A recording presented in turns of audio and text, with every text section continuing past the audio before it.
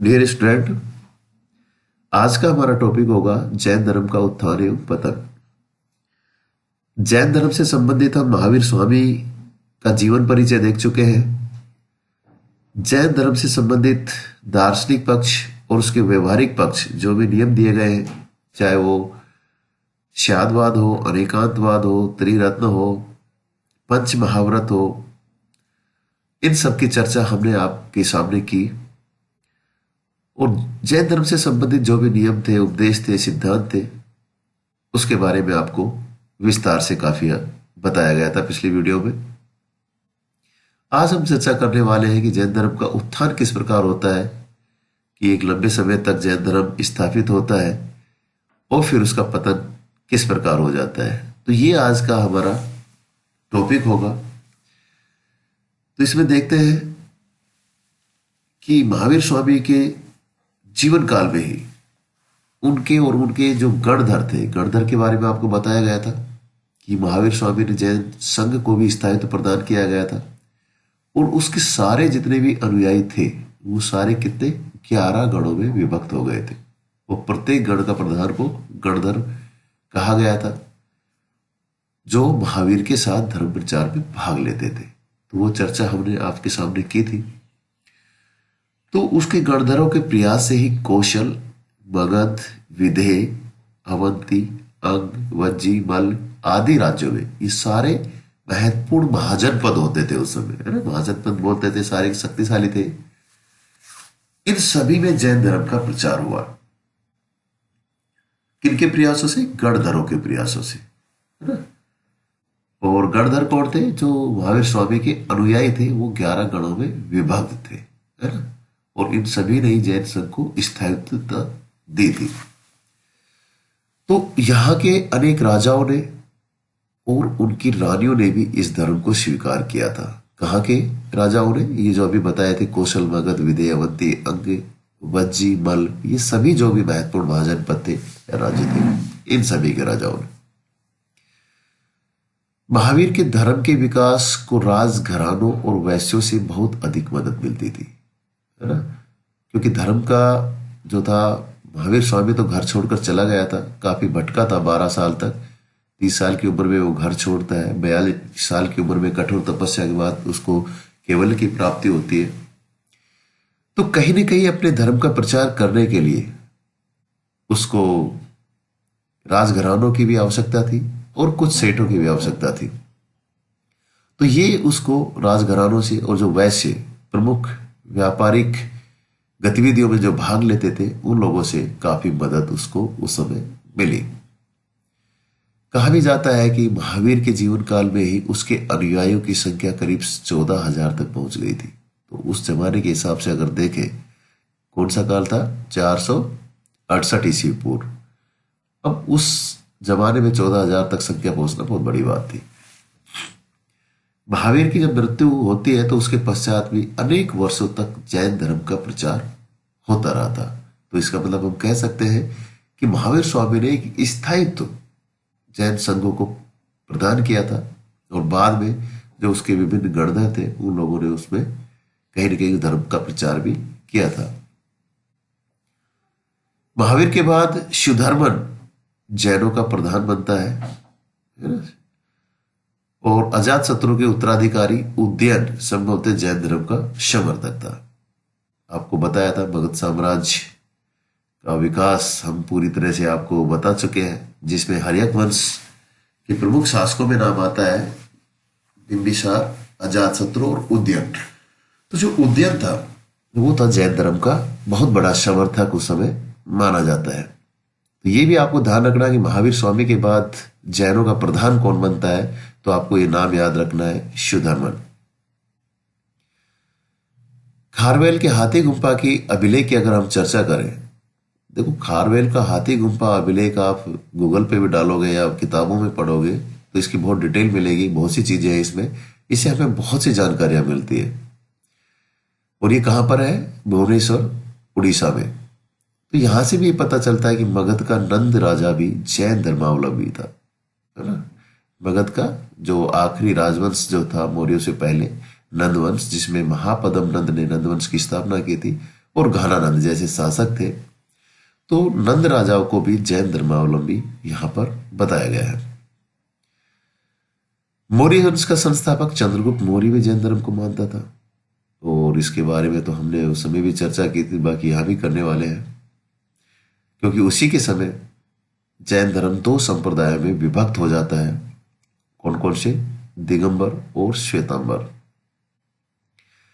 अनुश्रुतियां ऐसा मानती है कि मौर्य काल में एक भयंकर अकाल पड़ा था, और अतः भयंकर अकाल भी कहां पड़ा था? मगध में।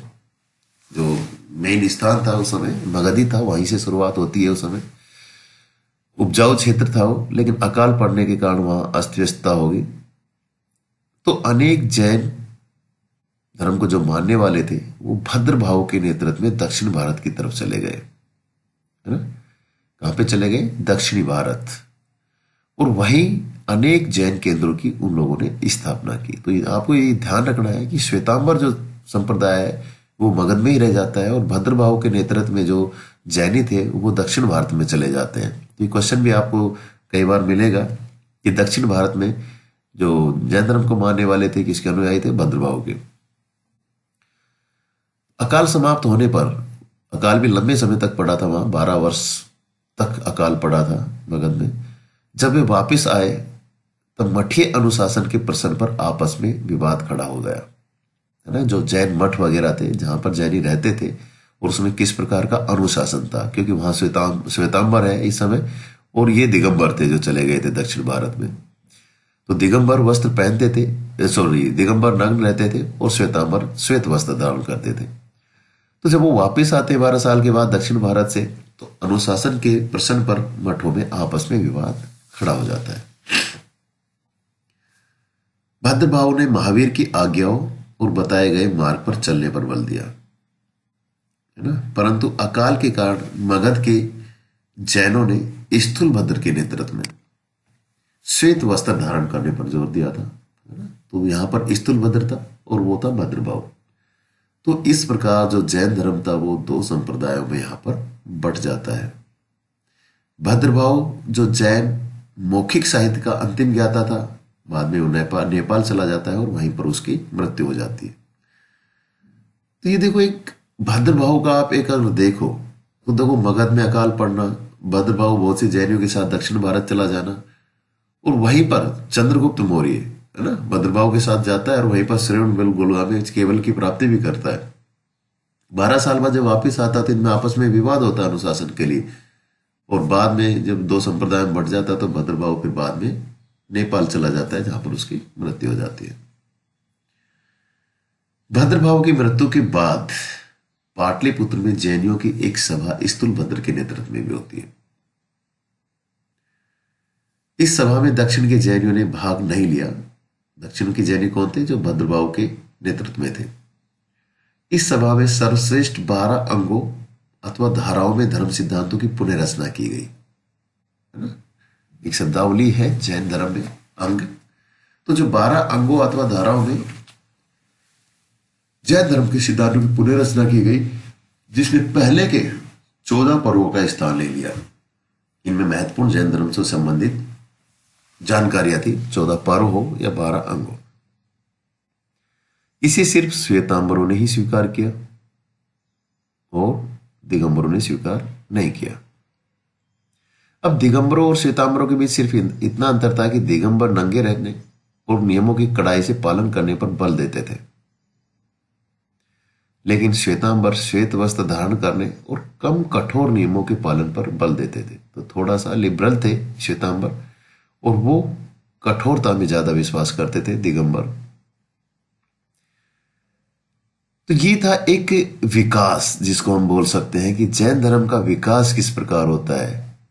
और उस विकास में हमने आपको बताया कि किस प्रकार वहां के राजा महाराजा उसको सपोर्ट करते हैं, वैश्य वर्ग भी जैनों को सपोर्ट करते हैं, है ना। फिर बाद में हम भद्रभाव और स्थूल भाव भद्र के बारे में यहाँ पे चर्चा की आपको कि कैसे पूर्वी क्षेत्रों में भद्रभाव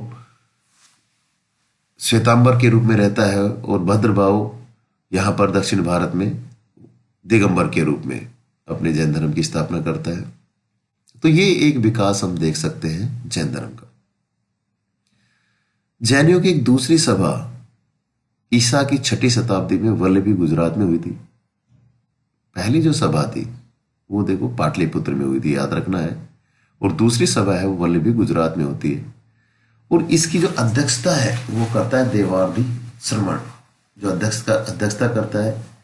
और इस सभा में प्राकृत भाषा में जैन धर्मों के मूल ग्रंथों को लिपिबद्ध किया गया था। तो ये भी कई बार पूछ लेते हैं, जैन ग्रंथों को लिपिबद्ध किस भाषा में किया गया था? आपको भाषा का भी याद रखना है। और वो था प्राकृत भाषा में किया गया था। आपको याद रखना है, क्वेश्चन भी पूछा जाता है कि जैन धर्मों की सभाएं कब कब कहाँ कहाँ हुई।